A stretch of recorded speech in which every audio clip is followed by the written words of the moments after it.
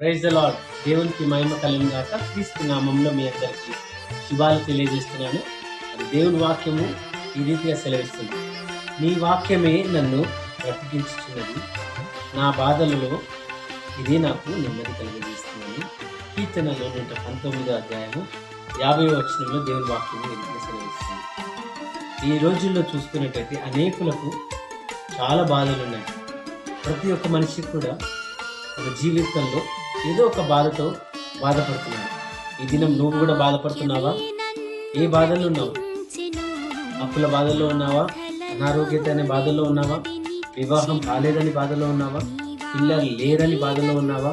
నాకు ఉద్యోగం లేదని బాధలో ఉన్నావా? నా కుటుంబం విడిపోయిందని బాధలో ఉన్నావా? ఆస్తులు పోయినాయని బాధలో ఉన్నావా?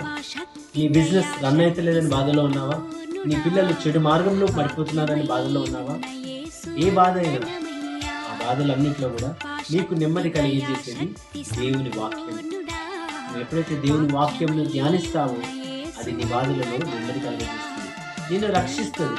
ఎందుకంటే వాక్యంలో ఇంకో వచనం కూడా ఉంది, నీ వాక్యమే నా పాదములకు దీపము, నా త్రోవకు వెలుగైనది.